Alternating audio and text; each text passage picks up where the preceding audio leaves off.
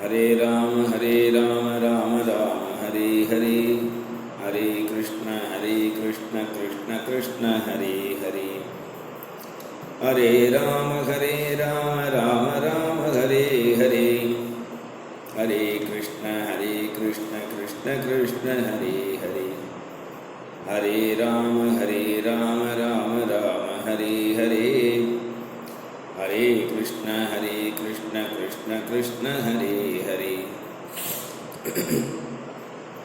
हरे राम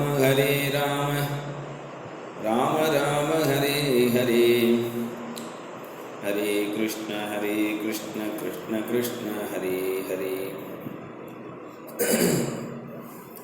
गोपिका जीवनस्मरणं गोविंद गोविंद।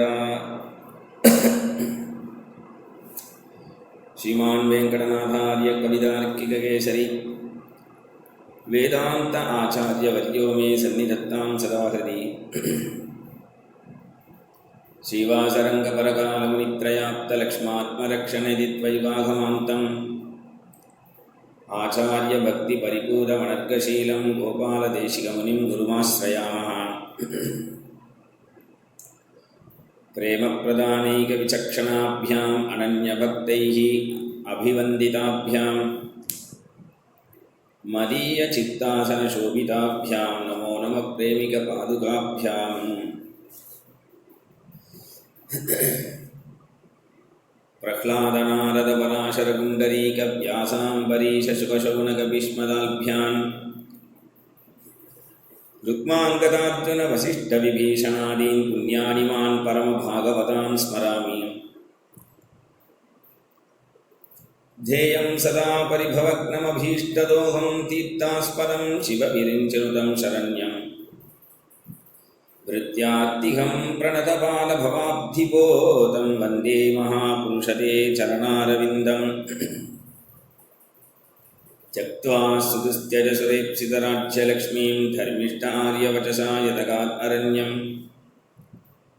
मायामृगं दैतयेप्सितमन्वधावत् वन्दे महापुरुषते चरणारविन्दम्। श्यामं हिरण्यपरिधिं वनमाल्यवर्गधातुप्रवालनटवेशमनुव्रतांसे विन्यस्तहस्तमितरेण धुनानमब्जं कर्णोत्पलालककपोलमुखाब्जहासम्। कृष्णाय वासुदेवाय देवकीनन्दनाय च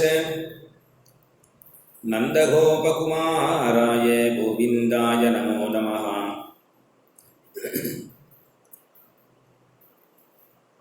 कृष्णाय वासुदेवाय हरये परमात्मने प्रणतक्लेशनाशाय गोविन्दाय नमो नमः। नामसङ्कीर्तनं यस्य सर्वपापप्रणाशनं प्रणामो दुःखशमनः तं नमामि हरिं परम्। गोपिका जीवनस्मरणं गोविन्द गोविन्द।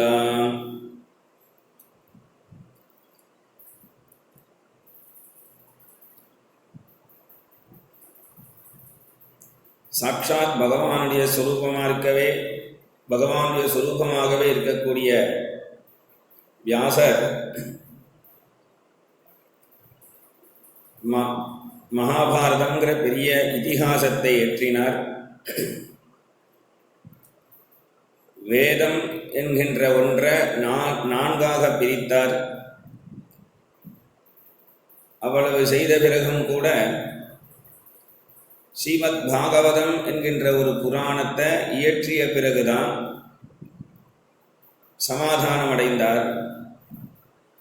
அவருக்கு இருந்த துக்கம் அப்பொழுதுதான் போனது அவரை விட்டு. வியாசருக்கே துக்கம் இருக்கு அப்படின்னா சாமானிய மனுஷனுக்கு இருக்கிற துக்கம் மாதிரி கிடையாது. மகான்களுக்கு இருக்கிற துக்கம், சாதுக்களுக்கு இருக்கிற துக்கம்.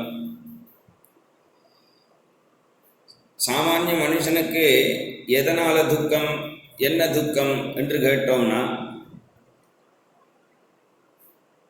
இதுபோல நமக்கு அடுத்த மாதத்துக்கு என்ன பண்ண போகிறோன்னு தெரியல, இவ்வளவுதான் சம்பாத்தியம் இருக்கு, கடன் இவ்வளவு இருக்குது, இந்த ஃபீஸை கட்டணும், அதை கட்டணும், என்ன வியாதி வருமோ தெரியல, என்ன கஷ்டம் வருமோ, சுகம் வருமோ தெரியல, துக்கம் வருமோ தெரியல, இந்த கஷ்டங்களை எப்படி சமாளிக்க போகிறோமோ தெரியல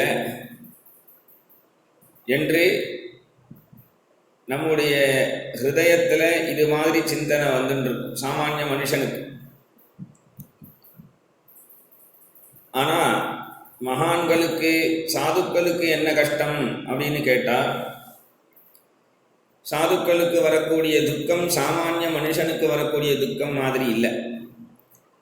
சாமானிய மனுஷன் உலக வாழ்க்கையில் துக்கப்பட்டுருக்கிறானே, அந்த துக்கத்தை அவனிடத்திலிருந்து எப்படி போக்கி அவனை சத்கதி அடைய செய்வது என்கின்ற கவலை தான் சாதுக்களுக்கு.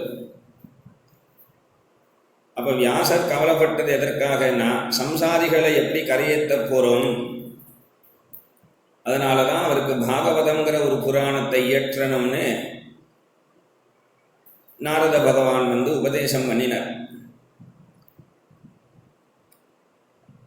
அந்த பாகவதத்தை தன்னுடைய புத்திரனான சுகபிரம்ம முனிவருக்கு சொல்லி வைத்தார் என்று நேற்றைக்கு சொன்னோம். சுகம் அத்தியாபயாமாச நிவத்தி நிரதம் முனிகி. ஒவ்வொரு அத்தியாயத்தையும் சந்த சொல்லி திருவ சொல்லி, சந்த வழியாக எடுத்துண்டு திருவ சொல்லி அதை பாகவதத்தை கத்துண்டானா சுகர். அப்படி பண்ண வேண்டிய அவசியம் என்ன?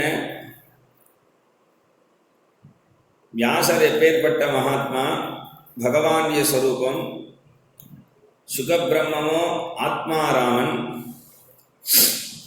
அப்படி இருக்க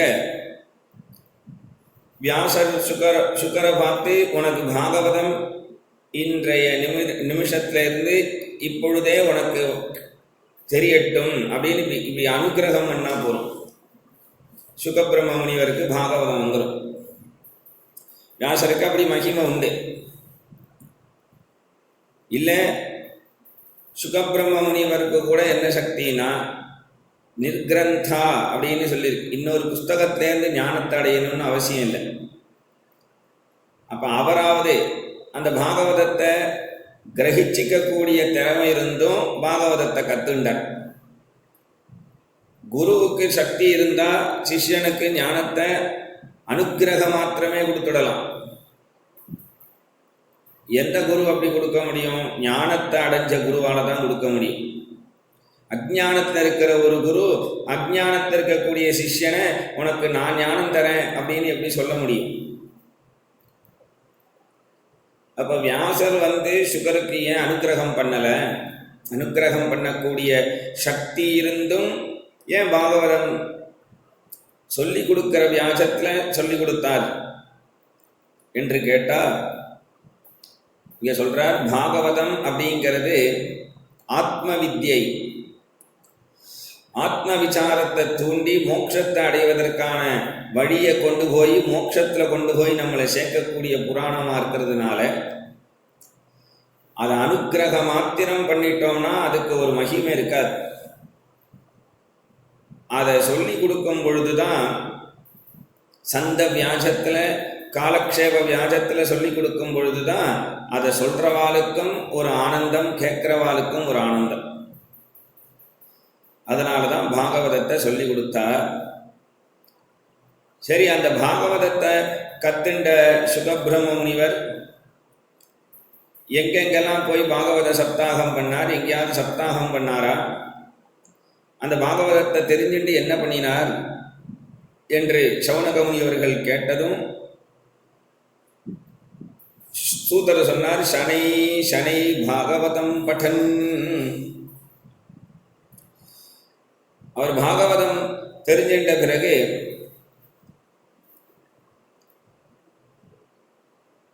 ஒவ்வொரு உலக சப்தாகம் பண்றேன் அப்படின்னு ஒவ்வொரு ஊரா கிளம்பல.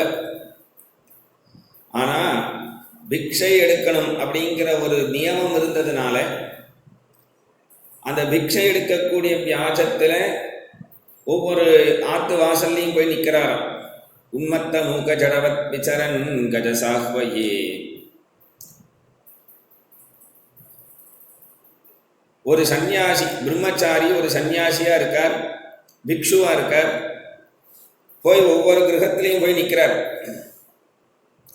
கோதோகன மாத்திரம்னர். எத்தனை நேரம் நிற்பா சன்னியாசி ஒருத்தராத்து வாசல்ல பிக்ஷைக்கு? சன்னியாசிகள்லாம் வாட்ச் கட்டிக்க கூடாது. அப்ப சன்னியாசிகளுக்கு நிறைய லட்சணங்கள் உண்டு. அப்ப அவருக்கு அவகாசம் எப்படி தெரியும்னா, கோதோகன மாத்திரம், அதாவது ஒரு பசு மாட்டுக்கு பால் கறக்கிற நேரம் எத்தனை நேரமோ அவ்வளவு நேரம் ஒரு இடத்துல சன்னியாசிகள் இருப்பா. அப்படிதான் சுக்கர் ஒவ்வொருடைய ஆத்து வாசல்லையும் வந்து நிற்கிறார். அப்படி வந்து நிற்கும் பொழுது அந்த வீட்டு கர்த்தாவானவன், கிரகத்தினுடைய கர்த்தா, அந்த கிரகஸ்தன் யாரோ ஒரு சன்னியாசி பிக்ஷு வந்திருக்கார், அவரை உள்ள அழைத்து நாம் ஏதாவது அவருக்கு பிரசாதம் கொடுத்து நல்லது கேட்டுக்கணும் அப்படின்னு நினைப்பானான்னு வந்து நிற்கிறார். ஆனால் ஒருத்தனும் அதில் விருப்பப்படுறவனா இல்லை. ஏன்னா அவர் யாராத்து வாசல்ல வந்து நிற்கிறாரோ அந்த ஆற்றுல இருக்கிறவன் போத்தின்னு தூங்குறான்.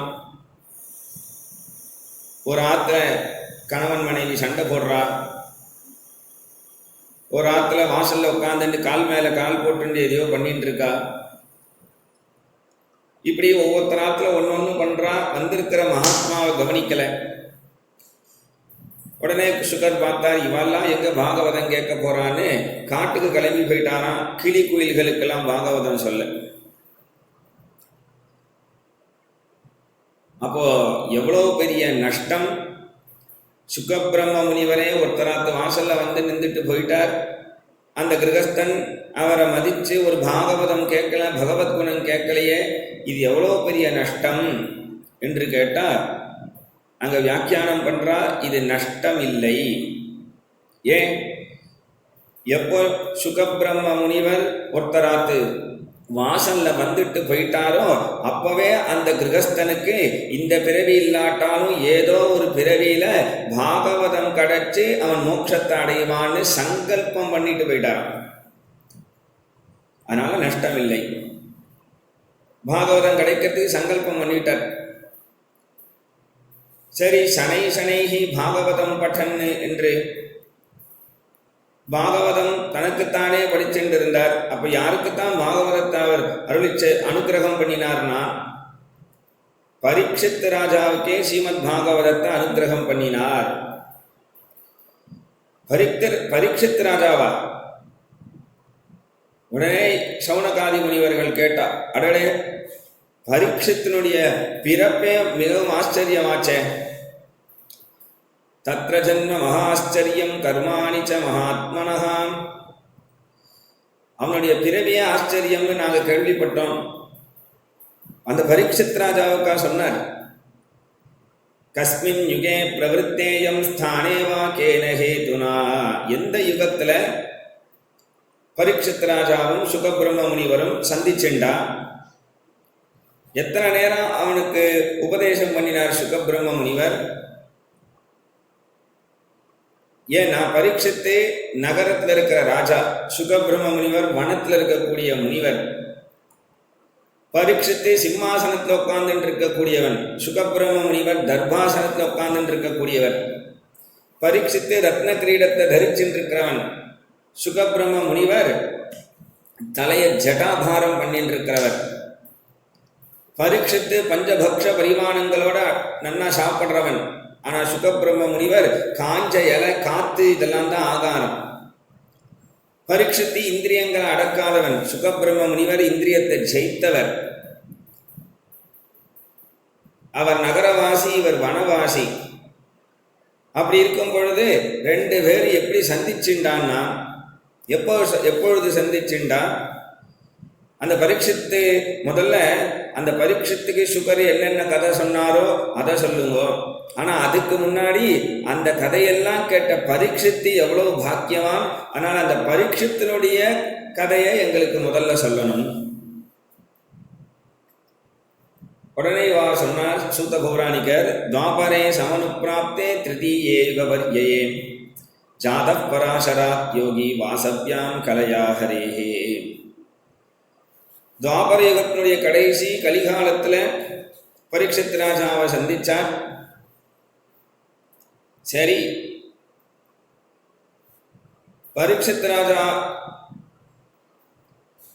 அவனுடைய கதையை முதல்ல சொல்லணும் அப்படின்னு கேட்டுன்றதுனால பஞ்சபாண்டவர்களுடைய வம்ச மகாபாரதத்தினுடைய கடைசி பாகவதத்தினுடைய ஆரம்பம். அதனால மகாபாரதத்தினுடைய கடைசியிலேருந்து இங்க கதையை எடுத்துட்டு வர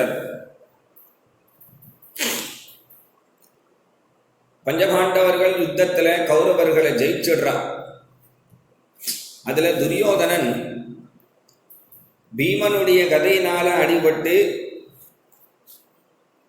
உயிர் விடக்கூடிய தருவாயில அவன் இருந்துட்டு இருக்கான்.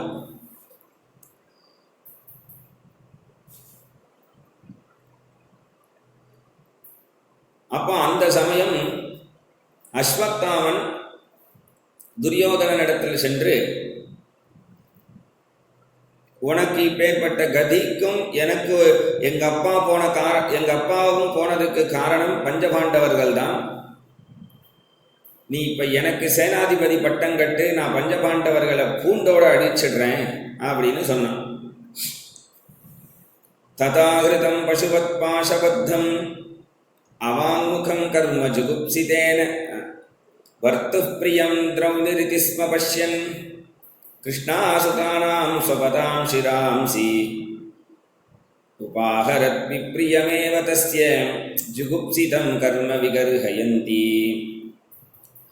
பஞ்சபாண்டவர்களை பூண்டோட அடிச்சிடுறேன்னு இவன் சொன்னதும் துரியோதனன் சரின்னு ஒத்துக்கலையான். அவன் சொன்னான், எங்களுக்கும் கௌரவர்களான எங்களுக்கும் பஞ்சபாண்டவர்களுக்கும் ஏதோ ஒரு சண்டை நடந்தது, அந்த யுத்தம் என்னோட முடிஞ்சிடுத்து. நீ அஸ்வத்தாமா இனிமேல் ஆயுதம் எடுக்கிற யுத்தம் பண்றேன்னு பண்ணாத. நீ இப்ப தர்மபுத்திரரை போய் பாரு, அவரிடத்துல மந்திரியா இருந்து அவருக்கு நல்ல புரோகிதனாயிருந்து நல்ல உபதேசங்களை பண்ணு, இந்த விரோதத்தை விட்டுடு என்றையும் உபதேசம் பண்றான். எப்பவுமே உபதேசம் பண்ணும் பொழுது அந்த உபதேசம் பண்றவாளுக்குன்னு ஒரு தகுதி இருக்கணும்.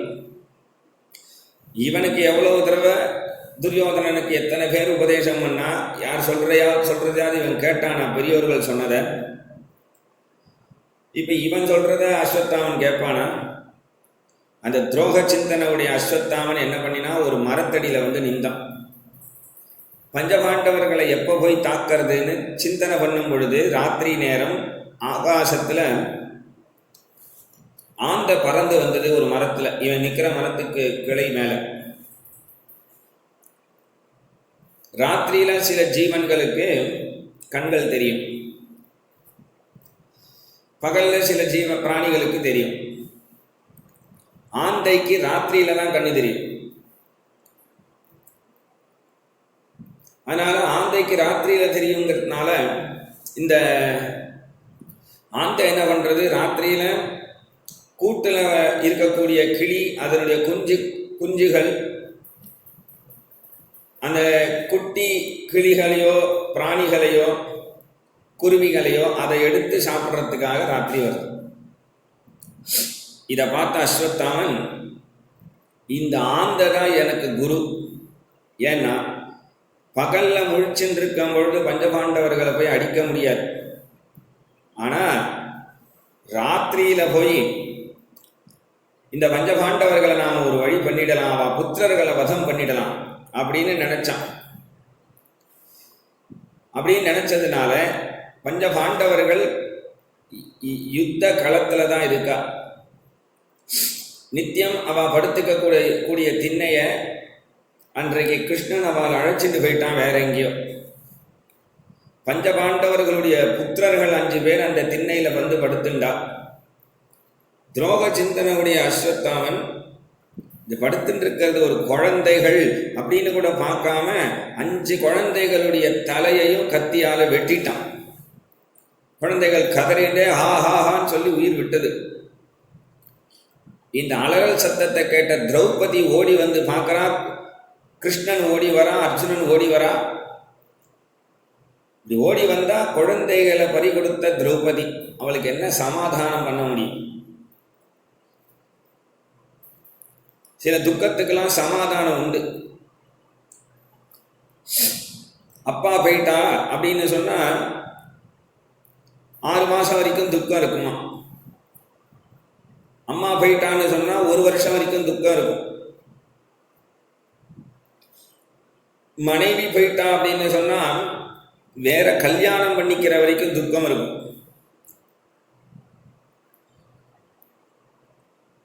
அப்பா அம்மா உயிரோட இருக்கா, புத்திரர்கள் போயிட்டா, இதுக்கு என்ன சமாதானம்?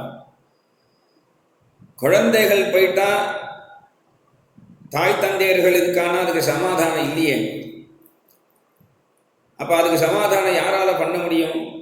இருந்தாலும் அர்ஜுனன் சொல்றான், எஸ்தே மானினி புத்திரகா, நம்ம குழந்தைகளுடைய தலையை எவன் எடுத்தானோ அவன் தலையை எடுத்துட்டு வரேன். கோவிந்த பிரிய சாரதி. உடனே கிருஷ்ணன் வந்து அர்ஜுனனுக்கு பிடிச்சவனாச்சே, அர்ஜுனனுடைய தோழன். அதனால கிருஷ்ணன் ரதத்தை செலுத்த அஸ்வத்தாமன் ஓடி ஓடி மறைகிறான். எங்க ஓடினாலும் கிருஷ்ணனுடைய ரதம் அர்ஜுனன் அவன் கண்ணுக்கு தென்படுறான்.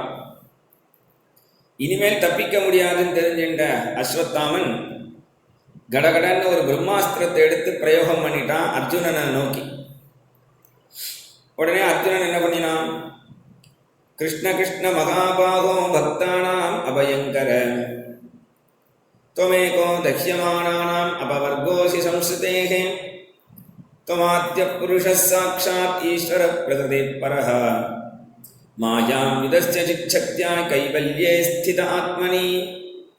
கிருஷ்ணா, மகாபலம் பொருந்தியவனே, மகாபாகோ, பக்தர்களுக்கெல்லாம் பயத்தை போக்கி அபயத்தை தரக்கூடியவனே, உன்னிடத்தை நான் சரணாகதி பண்றேன். இந்த அஸ்வத்தாமன் பிரயோகம் பண்ணின பிரம்மாஸ்திரத்திலிருந்து என்னை காப்பாத்தி என்று சரணாகதி பண்ணினான். சரணாகதி பண்ணதும் உடனே கிருஷ்ணன் சொன்னான், அடே அஸ்வத்தாமா, இப்ப நான் உன்னை அடே அர்ஜுனா, இப்ப நான் உன்னை காப்பாத்துறது ஒன்றும் பெரிய விஷயம் கிடையாது. ஆனா அந்த அஸ்வத்தாமன் என்ன சொல்லுவான்? நீ கிருஷ்ணனுடைய காலை பிடிச்சா அதனால என் அஸ்திரத்திலேருந்து தப்பிச்ச பயல, உனக்கு தைரியமே கிடையாது, நீ ஒரு கோழை, க்ஷத்ரியனா இருக்க லாய்க்கு இல்லைன்னு உன்னை சொல்லுவான். அந்த ஒரு கெட்ட அவப்பெயர் உனக்கு வேண்டாம். அவன் போட்டது பிரம்மாஸ்திரம், பதிலுக்கு நீ ஒரு பிரம்மாஸ்திர பிரயோகம் பண்ணு என்று பகவான் சொன்னதும் உடனே அடுத்த க்ஷணம் அர்ஜுனன் பிரம்மாஸ்திர பிரயோகம் பண்ணினான். ஒரு பிரம்மாஸ்திரமே உலகத்தை அடிக்கக்கூடிய அளவுக்கு சக்தி உண்டு. 2 பிரம்மாஸ்திரமும் கிளம்பினது. உடனே பகவான் என்ன பண்ணினா, அர்ஜுனனை கூப்பிட்டு 2 பிரம்மாஸ்திரத்தையும் நீதான் அடக்கணும், உபசம்ஹாரம் பண்ணணும். அஸ்வத்தாமனுக்கு பிரம்மாஸ்திரம் பிரயோகம் பண்ணதான் தெரியும், உபசம்ஹாரம் பண்ண தெரியாது, அதை அடக்கிறதுக்கு தெரியாது. அது அர்ஜுனனுக்கு தெரியுமா? அதனால அர்ஜுனன் 2 பிரம்மாஸ்திரத்தையும் அடக்கினா, அஸ்வத்தாமனும் பிடிபட்டுட்டான். கசாப்பு கடையில ஆட்டை எப்படி இழுத்துண்டு வருவாளோ அதுபோல அஸ்வத்தாமனை அர்ஜுனன் தரன்னு தர்மபுத்திரருடைய சபைக்கு அழைச்சிட்டு வரான். மகாபாவம் பண்ணின அஸ்வத்தாமன் தர்மபுத்திரருடைய சபைக்கு நிமிர்ந்துண்டு வர முடியல, தலை குனிஞ்சுண்டு வரான். அப்படி வரக்கூடிய அந்த அஸ்வத்தாமனை திரௌபதி பார்க்கிறா. அவ கண்ணுக்கு எப்படி தெரியணும்? என்னுடைய புத்திரர்களை கொலை பண்ணின துரோகி பாபி வரான், மகாபாவம் செய்தவன் வரான் அப்படின்னு பார்க்கக்கூடிய அவளுடைய கண்களுக்கு ததாகிருதம் பசுவத் பாசபத்தம் அவாமுகம் கர்ம ஜுகுப்சிதேன நிரீக்ஷ கிருஷ்ணா அபகிருதம் குரோ சுதம் வாமஸ்வபாவா கிருபயா நநாமச்ச. அவனிடத்துல வந்திருக்கிற அவனிடத்துல எந்த ஒரு விதமான பூஜ்யத்துவமும் கிடையாது. பூஜை பண்ணக்கூடிய அளவுக்கு இல்லாம மகா பாவம் செஞ்சிருக்கான். அப்ப அவனை பார்த்து சி அப்படின்னு திக்காரம் பண்ண வேண்டி இருக்க. ஆனா திரௌபதி கடன்னு போய் அவனை விழுந்து சேவிக்கிறாள். என்னன்னு சேவிக்கிறான்? குரோசுதம், துரோணாச்சாரியாருடைய புத்திரன், குருவனுடைய புத்திரன். அர்ஜுனனை பார்த்து சொன்னா, நீ எவ்வளவு பெரிய பாவம் பண்ணிட்ட அர்ஜுனா, அர்ஜுனரே அவனை விட்டுடு. ஏன்? எந்த ஒரு துரோணாச்சாரியாருடைய மகிமையினால நீ இன்றைக்கு காண்டீவி அப்படிங்கிற பெயர் எடுத்தியோ, வில்வித்தையில சிறந்தவனா இருக்கியோ, பஞ்ச பாண்டவர்கள்லாம் யுத்த கலையில சிறந்தவர்களா இருக்கிறீர்களோ, அப்பேற்பட்ட குருவனுடைய புத்திரனை தண்டிக்கலாமா? அந்த குருவனுடைய புத்திரனை தண்டிக்கிறது குருவையே தண்டிக்கிற மாதிரி. அதனால கிருபையா நாம மன்னிச்சு விட்டுட. அவனை மன்னிக்கிறது அப்படிங்கிறது பெரிய குணம், உயர்ந்த குணம். மன்னிக்கவே முடியாத குற்றத்தையும் மன்னிக்கணும், அதான் உயர்ந்த குணம். அது திரௌபதிக்கு இருந்ததுனால திரௌபதி அவனை மன்னிச்சு விட்டுடுங்கிறான். உடனே தர்மபுத்திரர் சொன்னார் திரௌபதியை பார்த்து, தர்மம் நியாயம் சகருணம் நிர்வலீகம் சமம் மகது. தர்மத்தை சொன்னேன், நியாயத்தை சொன்னேன். திரௌபதி, நீ சொன்னதுதான் சரி. அர்ஜுனா, அவன் நம்முடைய குருவனுடைய புத்திரன்டா, அவனை மன்னிச்சு விட்டுடு அப்படிங்கிறார். மன்னிச்சு விட்டுடுன்னு தர்மபுத்திரன் சொல்றார். ஆனா பீமன் எழுந்துட்டான். ஏ அர்ஜுனா, அவனை மன்னிச்சுடாத, அவன் தலையை வெட்டு. ஏன்னா நம்ம குழந்தைகளுடைய தலையை வெட்டினவனுக்கு தண்டனை, கொலை பண்ணினவனுக்கு தண்டனை கொலை தான் தண்டனை, மரணம் தான் தண்டனை. அதனால அவனை வெட்டிடுங்கிறான். இதாண்டா தர்மம். அர்ஜுனனுக்கு கவலையா போயிடுது. ரெண்டுமே திரௌபதி சொல்றதும் தர்மம், அதாவது தர்மபுத்திரர் சொல்றதும் தர்மம். திரௌபதினால தர்மபுத்திரர் சொல்லிட்டார், தர்மபுத்திரர் சொன்னதும் தர்மம். பீமன் சொல்றதும் தர்மம். ரெண்டு தர்மத்துல எந்த தர்மத்தை கடைபிடிக்கிறது, எந்த தர்மத்தை கைவிடுறது அப்படின்னு பார்க்கும் பொழுது இதுக்கு தான் தர்ம சங்கடம்னு பேரு. நாமெல்லாம் தர்ம சங்கடம்னு சொல்றோம். உண்மையான தர்ம சங்கடம் இதுதான். ரெண்டு தர்மமும் ஒரே விஷயத்துக்காக மோதிக்கும் பொழுது அதுல எந்த தர்மத்தை கடைபிடிக்கிறது, எந்த தர்மத்தை கைவிடுறது அப்படின்னு சிந்தனை பண்ணி முடியாத ஒரு நிலை இருக்கே, அதுக்குதான் தர்ம சங்கடம். அதனால அர்ஜுனனை உடனே என்ன பண்ணினா, கிருஷ்ணனை பார்த்தான். கிருஷ்ணா, இதுக்கு நீதாண்டா பதில் சொல்லணும். கிருஷ்ணன் சொன்னா, ஏண்டா என் தலையை உருட்டுற? உன் குடும்பத்தில் நான் ஒழுங்கா பழகின்னு இருக்கேன், எல்லா இடத்துலையும் உனக்கு பிடிக்கலையாது. ஏன்னா ஒரு குடும்பத்தில் எல்லாருக்கும் பிடிச்ச மாதிரி ஒருத்தர் பழகணும்னா ரொம்ப கஷ்டம். கிருஷ்ணனால் மட்டும்தான் முடியும். ஏன்னா ஒருத்தருக்கு வெளி மனுஷா ஒருத்தரை பிடிக்கும், அதே ஆற்றுல இருக்கிறவங்களுக்கு அவளை பிடிக்காது. எல்லாருக்கும் பிடிக்க வைக்க முடியாது. கிருஷ்ணனை மட்டும்தான் எல்லாருக்கும் பிடிக்கும். அதனால அர்ஜுனன் கேட்டாங்கிறதுனால கிருஷ்ணன் சொன்னான், பிரம்மபந்துர்ன ஹந்தவ்யா ஆததாயி வதார்ஹணஹா. பிராமணன் அப்படிங்கிறதுனாலையும் குருபுத்திரன்கிறதுனாலையும் வதம் பண்ணக்கூடாது என்று நான் தான் சாஸ்திரம் எழுதியிருக்கேன். ஆததாயி, க்ஷத்திரியர்களை வதம் பண்றதுக்கு கையில் ஆயுதம் எடுத்துன்னு வந்தவனா இருந்தா, அவன் பிராமணனா இருந்தாலும் அவனை வதம் பண்ணணும் அப்படிங்கிறது நான் தான் எழுதியிருக்கேன். இது ரெண்டுத்துல எதை செய்யணுமோ நீயே பார்த்து செய். அர்ஜுனனுக்கு குழப்பத்துக்கு மேல குழப்பம். ஏன்னா ஏற்கனவே பகவத்கீதையில அர்ஜுனனை பார்த்து கர்மயோகம், பக்தி யோகம், ஞான யோகம்னு, வைராக்கியம்னு எல்லாத்தையும் சொல்லிட்டான். அதுல கர்மாவை பண்றதா, பக்தியை பண்றதா, ஞானத்தை அடையிறதா, வைராக்கியம் வழியா போறதா, இன்னும் அதுலேயே ஒரு தீர்மானமா சொல்லலை கிருஷ்ணன். அர்ஜுனனுக்கு தீர்மானம் கிடைக்கல. அதுலேயே குழப்பியாச்சு நன்னா கிருஷ்ணன். அந்த குழப்பம் போராதுன்னு இப்ப அடுத்த குழப்பம், பிரம்மபந்து நஹந்தவ்யா ஆததாயி வதாரகணான்னு எத்தையோ பண்ணுன்னு சொல்லிட்டான். அர்ஜுனன் நிதானிச்செண்டான். ஏன்னா பகவான் பண்ணுன்னா உடனே சொல்லிடுவான். இப்போ அவன் வழவழா குழகுழான்னு பேசுகிறான்னா யோசித்து பார்க்கணும்னு பார்த்தான். உடனே அர்ஜுனன் என்ன பண்ணினான்னா, அஸ்வத்தாமனுடைய தலையில் குடுமி, அவன் தலையில் ஒரு ரத்னம் இருந்தது, சூடாமணி. அந்த குடுமியோட அந்த குடுமியை அறுத்து அவனை போடான்னு துரத்திட்டான். இதுதான் தண்டனை. மபணம் திரவிநாதானம் ஸ்தானான் வியாபனம் ததாம் ஏஷகி பிரம்ம பந்தூனாம் வதோ நான்யோஸ்தி கரிஹிச்சித்து. பிராமணனை வதம் பண்ணக்கூடாது, ஆனால் வதம் பண்ணுறதுக்கு சமம் அவனுடைய குடுமையை அறுத்தா போதும். குடுமையை அறுத்தணும். குடுமையை அறுத்தா அவன் செத்ததுக்கு சமம். ஓ, குடுமையை அறுத்தா செத்ததுக்கு சமம். அதான் குடுமையே இல்லையே பல பேருக்கு.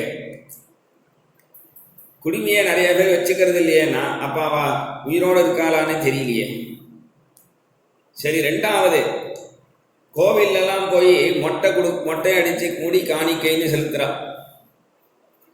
அதுவுமே சாஸ்திரம் குழந்தையா இருக்கும் பொழுது அறியாத வயசுல அந்த குழந்தைக்கு நாம செலுத்துறதுனால பெருமாள் அதை ஏற்றுக்கிறான். முடியை கொடுக்கறது பெருமாளுக்கு என்ன பிரயோஜனம்? அவ தங்கம் வைரம்னு அதை கொடுக்குறா, அதுவே பெருமாள் மதிக்கிறது இல்லை. நம்ம முடியை வச்சு என்ன பண்ண போறான்? அப்ப என்ன அர்த்தம்?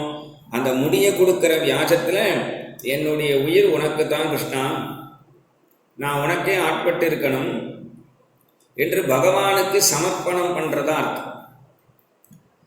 அந்த சமர்ப்பணம் ஏற்கனவே நாம் நம்முடைய குல தெய்வத்துக்கு இஷ்ட தெய்வத்துக்குன்னு சமர்ப்பணம் பண்ணியாச்சு. அதுக்கப்புறம் ஒரு 20-30 வருஷம் கழிச்சு மறுபடியும் முடிய வளர்த்து கோவில் கொண்டு போய் ஒரு கோவிலை கொடுக்க போறேன்னா உனக்கு என்ன இருக்கிறதே ஒரு உயிர் தானே, அதை எத்தனை சுவாமிக்கு நீ கொடுக்க முடியும்? மறுபடியும் எப்படி கொடுக்க முடியும்? அப்போ மறுபடியும் தலையை மொட்டை அடிக்கிறதோ இதெல்லாம் சாஸ்திரம் அனுமதிக்காது. அது நமக்கு க்ஷேமம் இல்லை. அதனால இந்த இடத்துல அவனுடைய குடிமையை அறுத்து அவனை துரத்தி அனுப்பினான். பகவான் இந்த பிரச்சனைகள் எல்லாம் இப்படி சரி பண்ணி துவாரகைக்கு கிளம்பணும்னு தீர்மானம் பண்ணி ரதத்தில் ஏறி கிளம்புற சமயம் இந்த துரோக சிந்தனையுடைய அஸ்வத்தாமன் இந்த போயும் திரௌபதி எனக்கு உயிர் பிச்சை போட்டு அதில் நான் உயிர் வாழணுமா? இவருடைய வம்சத்துக்கு இன்னும் ஒரு குழந்தை இருக்கு, அந்த குழந்தைக்கு ஒரு பிரம்மாஸ்திரத்தை பிரயோகம் பண்ணிட வேண்டியதுதான் என்று அர்ஜுனனுடைய புத்திரன் அபிமன்யு,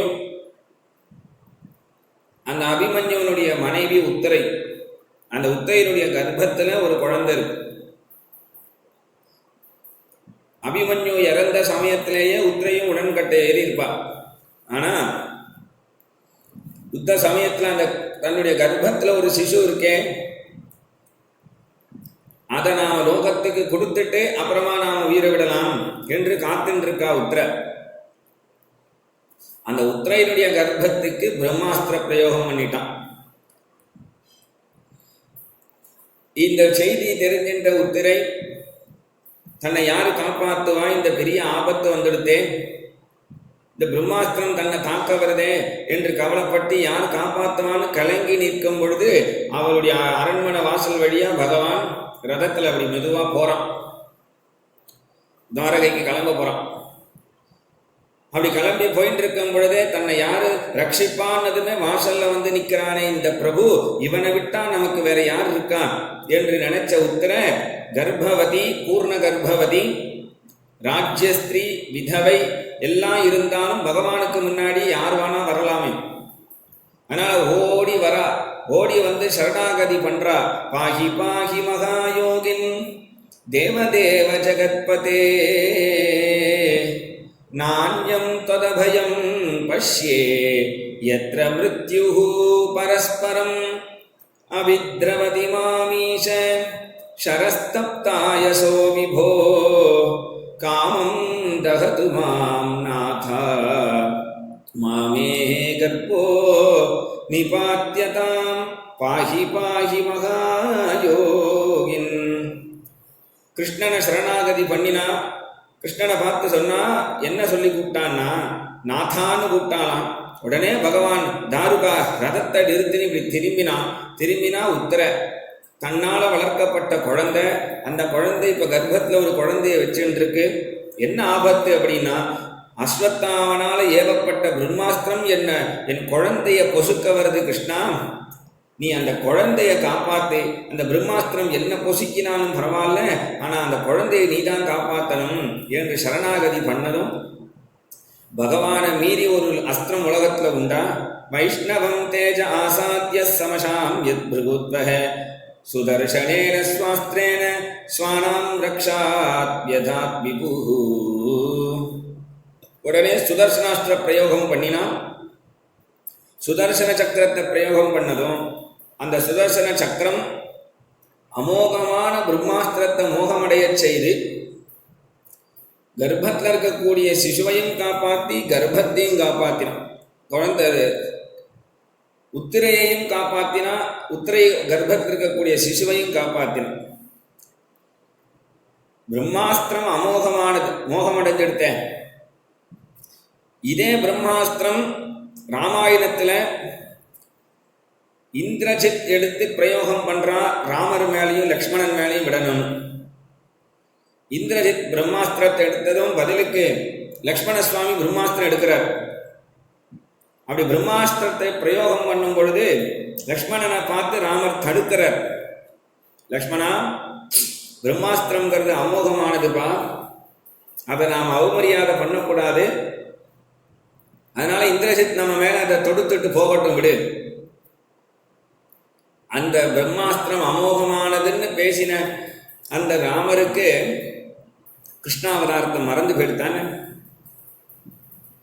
ஆனா கிருஷ்ணாவதாரத்துல அமோகமான பிரம்மாஸ்திரத்தை மோகமடைய செய்தானே. என்ன காரணம்னா, அதுக்கு வியாக்கியானம் பண்றா, அங்க ராமாவதாரத்துல பிரம்மாஸ்திரம் பிரயோகம் பண்ணது இந்திரஜித் தன்னுடைய விஷயத்திலையும் ராமர் மேல போட்டான். இங்க அஸ்வத்தாமன் பிரயோகம் பண்ணது பிரம்மாஸ்திரம் என்னன்னா, அது பக்தனுடைய விஷயத்திலே. அப்ப தன்னுடைய விஷயம்னா பகவான் எதை வேணா பொறுத்துப்பானா, தன் பக்தனுடைய விஷயம்னா எதையும் பொறுத்துக்க மாட்டான்.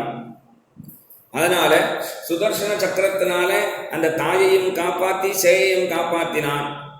பிரம்மாஸ்திரமே பொய்த்து போயிடுத்து அப்படிங்கிறத கேள்விப்பட்ட குந்தி கிருஷ்ணனை ஸ்தோத்திரம் பண்ணணும்னு ஓடி வரா.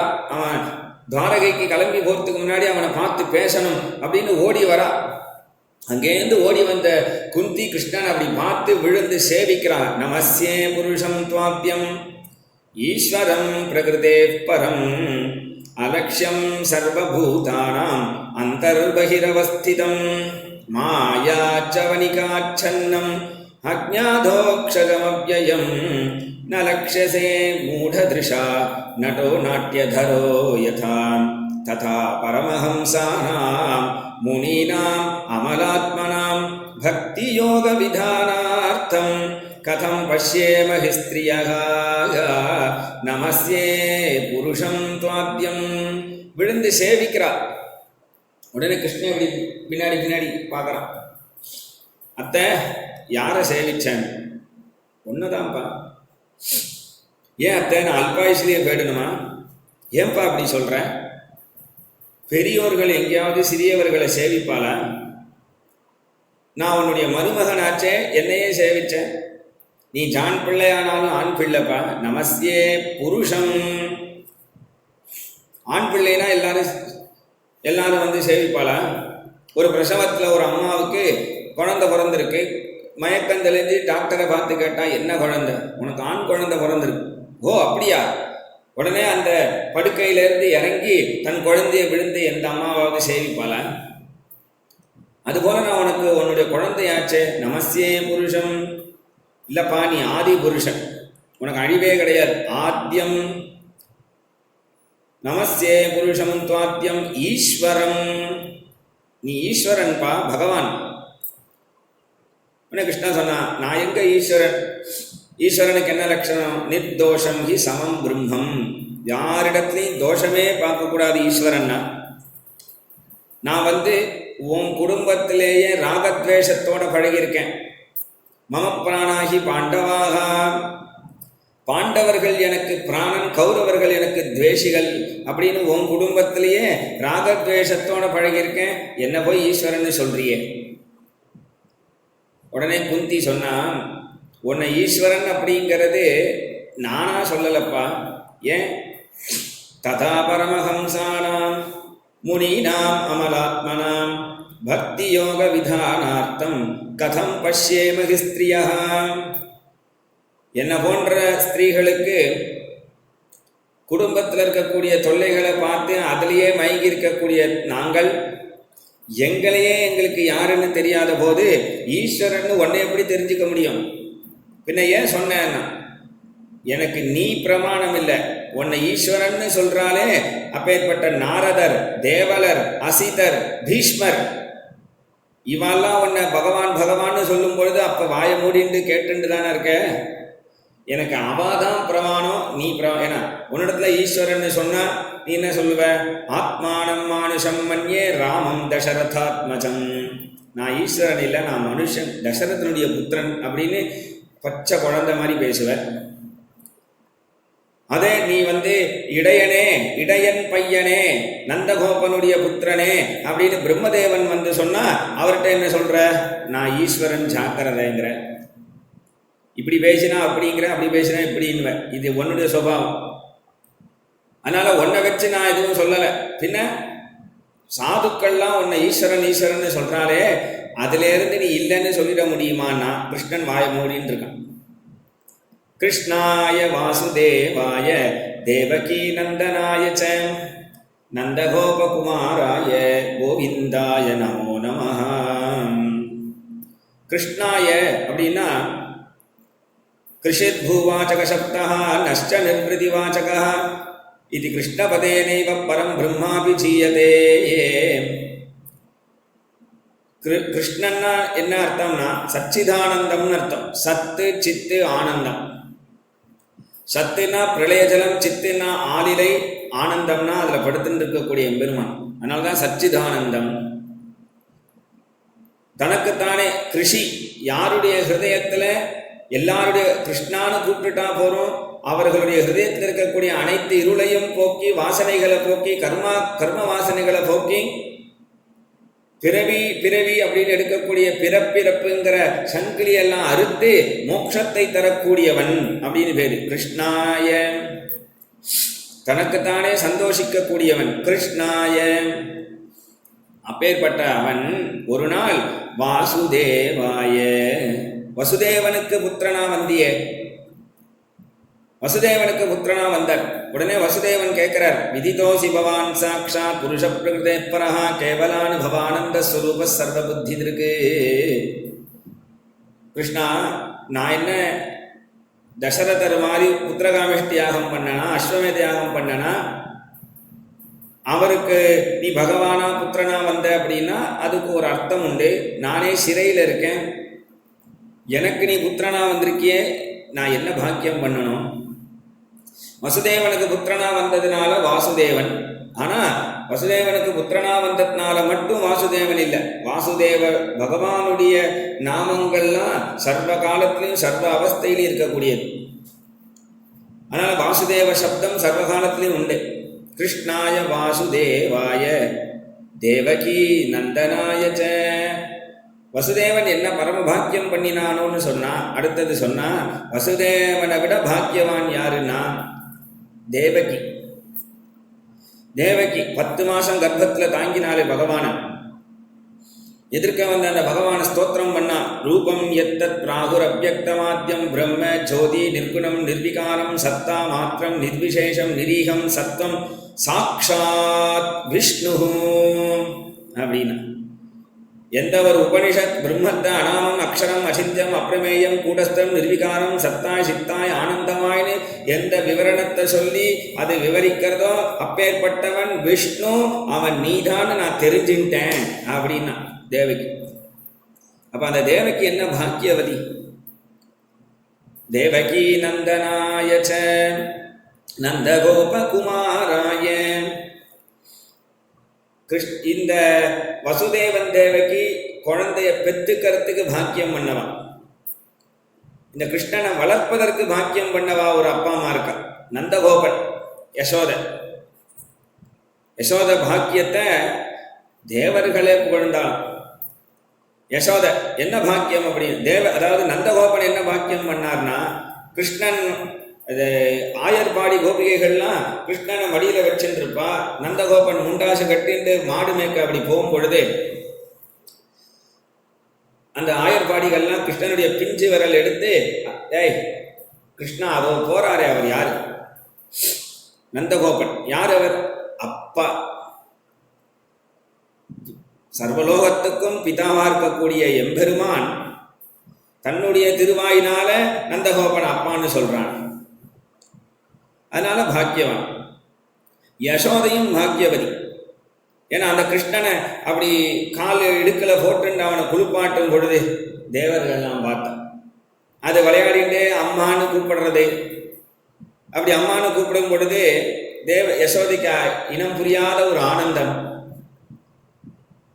உன்னை தேவர்கள்லாம் சொல்றா, என்ன தவம் செய்தனை யசோதா எங்கும் நீரை பரபிரம்மம் அம்மா என்றழைக்க, என்ன தவம் செய்தனை யசோதா எங்கும் நீரை பரபிரம்மம் அம்மா என்றழைக்க, என்ன தவம் செய்தனை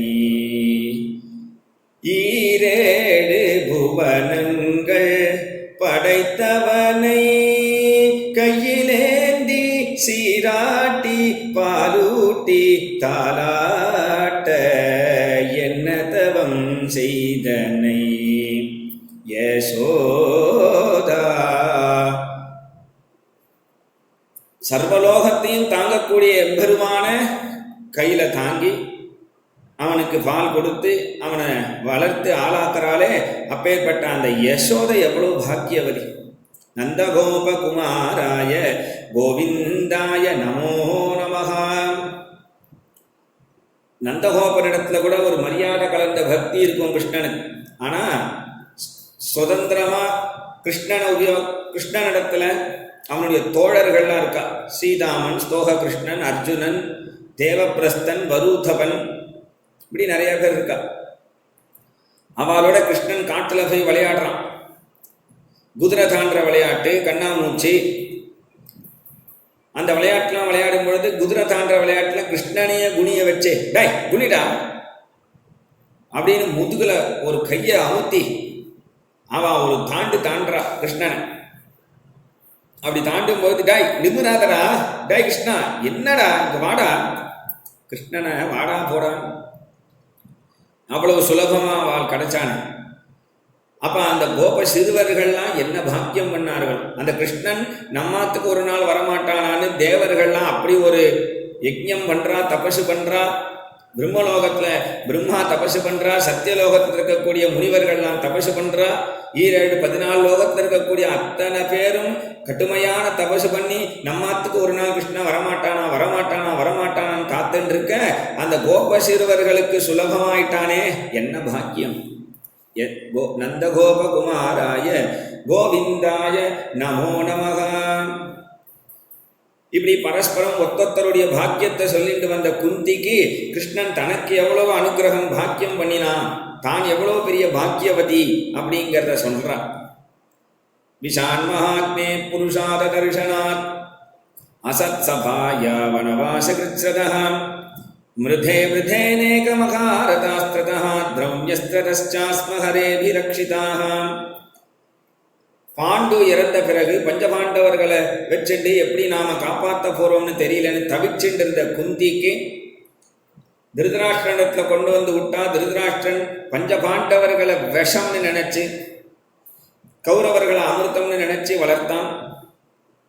அதுல துரியோதனன் பீமனுக்கு குழக்கட்டையில விஷத்தை கலந்து கொடுத்தான். அந்த விஷத்துல இருந்து பீமனை காப்பாத்தின. பஞ்சபாண்டவர்களையும் குந்தியையும் அரக்கு மாளிகையில வச்சு எரிச்சிடணும்னு முடிவு பண்ணினான் துரியோதனன் திருதராஷ்டிரன். விதுரர் மூலமா சொல்லி எங்களை சுரங்கப்பாதை வழியா தப்பிக்க வச்சே கிருஷ்ணா, எப்பேற்பட்ட பாக்கியம். விஷான் மகாக்னே புருஷாத் அதர்ஷனாத். காட்டுல போயிட்டு இருக்கும் பொழுது பெரிய பெரிய அசுரர்கள்லாம் வந்தா அவர்களிடத்திலிருந்து எங்களை காப்பாத்தின. அதன் பிறகு கஷ்டமோ நஷ்டமோ திரௌபதியை கல்யாணம் பண்ணிட்டு பஞ்சபாண்டவர்கள் சௌக்கியமா வாழ்ந்துன்னு இருந்த காலத்துல அதை பொறுக்காத துரியோதனன் சூதாட்டத்துல தர்மபுத்திரரை இழுத்து அதர்மத்துல அவரை விளையாட சொல்லி அப்பேற்பட்ட அவர் ராஜ்யத்தை இழந்து தம்பிகளை இழந்து மனைவி இழந்து அப்படி இருக்கக்கூடிய ஒரு நிலை. இந்த நிலை ஏன் வரணும்? தர்மபுத்திரர் கிருஷ்ணன் தான் இருந்தானே காப்பாற்றக்கூடாதா அப்படின்னா கிருஷ்ணன் வாசல்ல வந்து நிற்கிறான். எப்பவுமே எல்லாம் நாம என்ன நினைக்கிறோம், கூப்பிட்டாதானே உத்தராத்துக்கு போகணும்னு இருக்கோம். கூப்பிடாம நாம எங்கேயாவது போவோமா? நமக்கே அந்த மாதிரி கௌரவம் தேவைப்படும் போது பகவானுக்கு கௌரவம் வேண்டாமா? சரி கூப்பிடுவாளான்னு வாசல் வரைக்கும் நிற்கிறார். சகுனி எனக்கு பதிலா என் மாமா சகுனி ஆடுவார் இந்த பகடக்காய் விளையாட்டுன்னு துரியோதனன் அறிவிக்கிறான். அப்ப தர்மபுத்திரன் என்ன சொல்லணும்? எங்களுக்கு பதிலாக கிருஷ்ணன் ஆடுவார் சொல்லணுமா வேண்டாமா? அப்ப தர்மபுத்திரர் என்ன நினைச்சார்னா, தான் கிருஷ்ணனை உலகத்து எல்லாரையும் விட பகடக்காயில சிறந்தவன் அப்படிங்கிற கர்வம் அகம்பாவம் தர்மபுத்திரர். அதுக்கு தான் அடி. பீமன் என்ன நினைச்சான், கிருஷ்ணன் இங்க வரக்கூடாது, வந்தா எல்லாரையும் சமாதானம் பண்ணிடுவான், வரலனா தான் நான் துரியோதனனை ஒரு புழிய முடியும் அப்படின்னு பலத்துல தான் பெரிய பலசாலிங்கிற அகம்பாவம். அர்ஜுனன் தான் வில்லாளிங்கிற அகம்பாவம். இப்படி அகம்பாவத்தில் இருக்கிற அந்த சபைக்கு கூப்பிடாம பகவான் எப்படி வருவான்? யாராவது ஒத்தராவது கூப்பிடுவாளான்னு கவலைப்பட்டு இருக்கான். துவாரகையில சத்யபாமாவோட பகவான் சும்மா விளையாடிட்டு இருக்கான், சொக்கட்டான். அப்ப அந்த சமயம் இங்க இந்த தர்மபுத்திரர் சர்வத்தையும் இழந்து அந்த திரௌபதியினுடைய சேலையை பிடிச்சு இழுத்துண்டு வரான் துச்சாசனன். அப்ப திரௌபதி சபையில வந்து தர்மத்தை பேசி பார்க்கிறான். எல்லாரும் தலை குனிஞ்சுட்டு இருக்கா. தன்னை யாரும் காப்பாற்றுறதுக்கு இல்லை. மலையான 5 புருஷர்களால் காப்பாற்ற முடியாது, பீஷ்மரால் காப்பாற்ற முடியாது, துரோணரால் காப்பாற்ற முடியாது, கிருபாச்சாரியாரால் காப்பாற்ற முடியாது, விதுரரால் முடியாது. திருதராஷ்டிரன் ஒரு குருடன். சபையில் இருக்கிற அத்தனை பேரும் தன்னை காப்பாற்ற முடியாத நிலையில் இருக்கக்கூடிய திரௌபதி தன்னை யார் காப்பாற்றுவான்னு உடனே உணர்ந்து என் கோவிந்தேதி சுக்ரோஷ கோவிந்தான்னு கதறினான். கோவிந்தான்னு கதறினதும் உடனே துவாரகையில் இருக்கக்கூடிய பகவான் பட்டுன்னு என்ன பண்ணினா, திரௌபதிக்கு ஆபத்து, சத்யபாமா நீங்க போகக்கூடாதானா? இல்ல, ஏன் நான் போக வேண்டிய அவசியம் இல்லாம நான் போறதுக்கு பதிலாக அவள் என் நாமத்தை கூப்பிட்டதுனால என்னன்னா, அந்த தாயகத்தை எடுத்து பகவான் அப்படி கீழே விட்டு விளையாடும் பொழுது அக்ஷயம் அப்படின்னு சத்யபாமா கேட்டா, என்ன அக்ஷயம்? திரௌபதியை காப்பாத்தியாச்சு, என்ன போய் சேரணுமோ சேர்ந்துடுது. இங்க பகவான் அக்ஷயம்னு சொன்னான். அக்ஷயம்னு சொன்னதுனால என்ன ஆயிடுது, அந்த சேலையை பிடிச்சி இழுக்க இழுக்க இழுக்க இழுக்க இழுக்க இழுக்க வந்துட்டே இருக்கான். சேலை வந்துட்டே இருக்கு. விதவிதமான சேலை வருதுன்னு ஒருத்தர் வியாக்கியானம் பண்றார். ஒரு முனிவர் 6 கஜம் வரதான், 9 கஜம் வரதான், பெங்கால் காட்டன் வரதான், மைசூர் காட்டன் வரதான், பட்டு சேலையா வரதான், சுங்குடி சேலையா வருதான், பனாரஸ் சில்கா வருதான். இதெல்லாம் கௌரவர்களுடைய மனைவிகள் மேலேருந்து பார்க்குறா, பலகணியிலேருந்து. அவ தன் கணவன் அவர்களை பார்த்து ஒழுங்கா இதை கட் பண்ணி எடுத்துன்னு வாங்க, மேட்சிங்காக ட்ரெஸ் போட்டுக்கணும் அப்படின்னு ஒருத்தர் அந்த மேட்சிங்காக ப்ளவுஸையும் சாரியும் போட்டுண்டு கௌரவர்களுடைய 100 மனைவி அவர்கள் தெரு வீட்டில் அப்படி மெனுக்கிண்டு போனான். அப்ப பகவான் அக்ஷயம் சொல்லுவானா? பகவான் என்ன பண்ணா, அத்தனை பேருடைய சேலையெல்லாம் மறைஞ்சு போகட்டும், ஏன்னா என் பக்தனுடைய மனைவியை சபையில் அவமரியாதை பண்ணினா மாயாச்சாரோ மாயையா வர்த்திதவ்யா சாத்துவாச்சாரோ சாதுனா வர்த்திதவ்யா. என்னிடத்துல மாயமா கபட்டமா எவன் நடிக்கிறானோ அவனுக்கு நான் மாயமா கபட்டமா காரியம் பண்ணிடுவேன். என்னிடத்துல சாத்வீகமா இருக்கிறவன் இடத்துல நான் சாத்வீகமா இருப்பேன். அப்ப அந்த அசத் சபையிலேருந்து கிருஷ்ணா திரௌபதியை நீதான காப்பாத்தின. அப்புறம் 12 வருஷ வனவாசம், 1 வருட அஜ்ஞாத வாசம், இதுல இருந்து காப்பாத்தின. வனவாச கிருஷ்ணதா மிருதே மிருதே அநேக மகாரதாஸ்திரதா.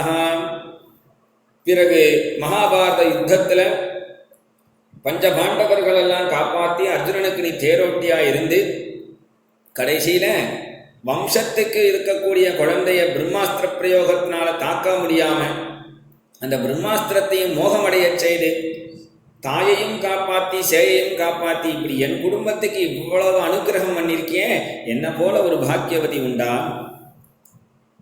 அதனால சொன்னா விபரசந்து நஸ்வத் தத்ர தத்ர ஜகத்குரு பவதோ தரிசனம் யத் ஸ்யாத் அபுனர்பவ தரிசனம். அதனால கிருஷ்ணா எனக்கு விபத்தை கண்டு பயம் இல்லை, நீ எனக்கு நிறைய துக்கத்தை கொடுங்கிற. எவ்வளவு கேளவு நீ எனக்கு துக்கத்தை தெரியும் அவ்வளவு கேளவு எனக்கு உன்னுடைய சிந்தனை வரும். சௌக்கியத்தை கொடுத்தனே உன்னை மறந்துடுவேனா, அதனால துக்கத்தையே கொடுங்கிற. இப்படிலாம் நாம கோவிலில் போய் பிரார்த்தனை பண்ண முடியுமா? எனக்கு துக்கத்தையே கொடு, துக்கம் போகணும் தான் பிரார்த்தனை பண்ணுவான், துக்கத்தை கொடுன்னு கேட்க மாட்டோம். குந்தி துக்கத்தையே கொடுங்கிறா. அப்புறம் சொன்னா நான் அதாவது துரியோதனன் இறந்த சமயத்துல அவன் அம்மா காந்தாரி துரியோதனனுக்காக அழுததை விட நான் தான் நிறைய அழுதேன். ஏன் நான் நல்ல பையன், எப்ப பார்த்தாலும் என் குடும்பத்தை தேடி துக்கம் கொடுத்துட்டே இருப்பான். இனி அவன் போயிட்டானே, இனிமேல் எங்களுக்கு யாரால துக்கம் வரும் என்று துரியோதனன் நினைச்சு நான் அழுதேன். அவன் போயிட்டானே, இனிமேல் துக்கம் வராது. அதனால குந்தி சொல்றான், எது துக்கம் எது சுகம், எது விபத்து எது சம்பத். விபத்து எதுனா விபதோ நைவ விபதஹ சம்பதோ நைவ சம்பதஹ விபத் விஸ்மரணம் விஷ்ணோஹ சம்பன்னாராயண ஸ்மிருதி.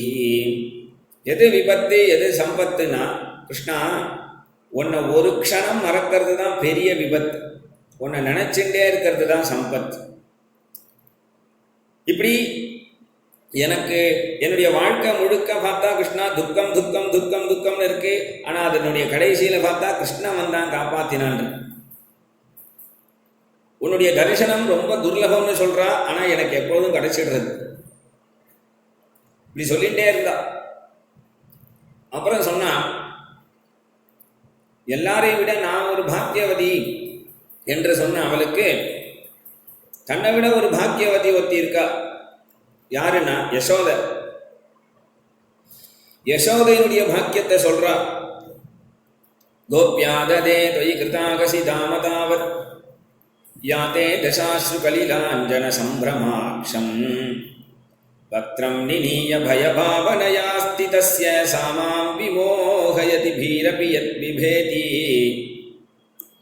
கிருஷ்ணன் எப்பொழுதும் போல மத்த முறிச்சு உரலை உதச்சி தயிர் பானையெல்லாம் உடைச்சி கீழே தள்ளி வெண்ணெய் பானையை மட்டும் வெண்ணெயை சாப்பிட்டு அதையும் போட்டு உடைக்கிறான் யசோதை முன்னாடி.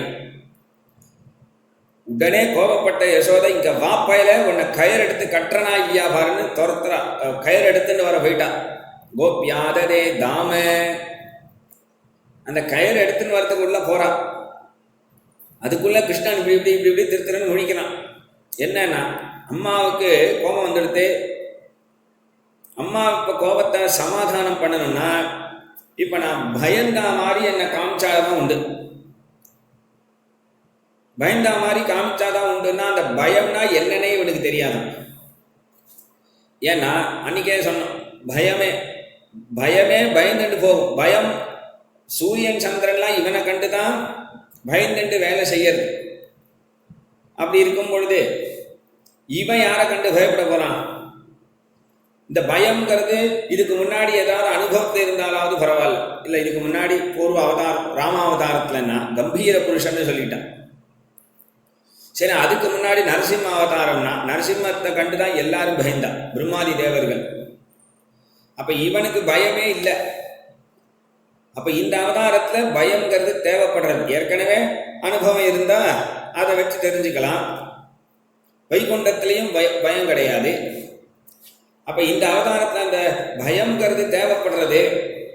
அந்த பயத்தை எங்க போய் தேடுறது என்று கோபிகைகளுடைய கூட்டமா பார்த்தா அந்த கூட்டத்தை எல்லாரும் இவனை பார்த்து சிரிச்சா. அந்த கூட்டத்தோட கூட்டமா பயம்னு ஒருத்தி வந்திருக்கானா அன்னைக்கு. உடனே கிருஷ்ணன் சொன்னான், நல்ல வேலை என் கண்ணுக்கு முன்னாடி வந்தியே. ஏன் கும்பிட போன தெய்வம் குறுக்க வந்ததுன்னு சொல்லுவா, அது போல நீ வந்திருக்க, என்ன வேணும் கிருஷ்ணான்? செத்த நேரம் என் முகத்துல நீ குடிகொண்டு இருந்தா நான் எங்க அம்மாவுக்கு முன்னாடி பயந்தா மாதிரி நடிச்சிடுவேன். எங்க அம்மா உடனே என்னை திட்டுறதை விட்டு சமாதானம் பண்ணுவா. செத்த நேரம் என் முகத்துல இறேன். உடனே அந்த பயமே தலைக்கு மேல ஒரு நமஸ்காரம் பண்ணி, கிருஷ்ணா உன் திக்குக்கே நமஸ்காரம், இனிமேல் உன் திக்குக்கே நான் வரமாட்டேன், உன் அடியார்கள் பக்கமும் வரமாட்டேன் என்று பயமே பயந்துண்டு போனதை பார்த்த கிருஷ்ணன் எல்லா நடிப்பும் உனக்கு வருமே. அந்த பயமே பயந்துண்டு எப்படி போச்சோ அது மாதிரி முகத்தை வச்சுண்டு யசோதாமா முன்னாடி நின்றதும் பிரம்மம் பகவான் பயந்து போயிடுத்தேன். பயந்து போன மாதிரி ஒரு விஷயத்தை கிருஷ்ணன் அந்த லீலையை காண்பிச்சானே யசோதைக்கு. அதை பார்த்த யசோதை என்ன பாக்கியவதி. இப்படிலாம் ஸ்தோத்திரம் பண்ண குந்தி கடைசியில சொன்னா, ஸ்நேக பாஷமிமம் சிந்தி திருடம் பாண்டுஷு விஷ்ணிஷு. கிருஷ்ணா, என்னதான் நீ எனக்கு ஏற்படக்கூடிய துக்கத்துல இருந்து என்னை நீ காப்பாத்தினாலும் கடைசியில என்னன்னா ஒரு அஜ்ஞானம், அந்த துக்கம் போன பிறகு நான் தான் இந்த குடும்பத்தை நடத்துறேன் என்று ஒரு அபிமானம். இந்த அபிமானம் பற்றுதல்னாலதான். அதனால எனக்கு யாதவர்களிடத்தில் இருக்கக்கூடிய பற்றுதலையும் பஞ்சபாண்டவர்களிடத்தில் இருக்கக்கூடிய பற்றுதலையும் நீ தான் அறுத்து எறியணும் என்று ஸ்தோத்திரம் பண்ணினான். உடனே பகவான் சிரிச்சான். நல்லாதான் ஸ்தோத்திரம் பண்ணினா, பக்தி ஞான வைராக்கியமான ஸ்தோத்திரத்தை ஆரம்பத்தில் பண்ணிட்டு கடைசியில் இப்போ இவ இப்படி ஸ்நேகத்தை அறுத்துண்டு போகணும்னு ஸ்தோத்திரம் பண்றாளே.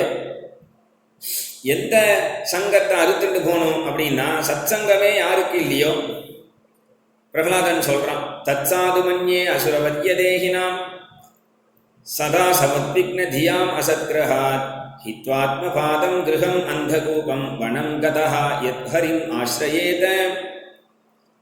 கிரகத்துல ஒரு கால அரிபக்தி பண்ணாதவா இருக்கான்னா, அந்த அரிபக்தி பண்ணாதவால தியாகம் பண்ணிட்டு ஒரு கால் காட்டுல அரிபக்தி பண்றவா இருந்தா அவளோட போய் இருக்கணும் என்கின்றதுதான் சாதுவான விஷயமா தெரிஞ்சுட்டேன்னு சொல்றான். ஆனா குந்தியினுடைய குடும்பத்துல பீஷ்மர் கிருஷ்ண பக்தர், பஞ்சபாண்டவர்கள் கிருஷ்ண பக்தர்கள், குந்தி கிருஷ்ண பக்தை, திரௌபதி கிருஷ்ண பக்தை, இப்படி எல்லாரும் கிருஷ்ண பக்த குடும்பமா இருக்கும் பொழுது சத்சங்கத்தில இருந்து அறுத்துண்டு போறேன்னு யாராவது சொல்லுவாளா? உடனே பகவான் மந்தம் ஜகாச வைகுண்டா மோகயன் இவ மாயையா. ஒரு மந்தஹாசம் பண்ணினான். அவனுக்கு என்னன்னா, ஒருத்தர் மேல மாயையை போட முடியும், ஒருத்தர்கிட்ட மாயையை விளக்க முடியும்.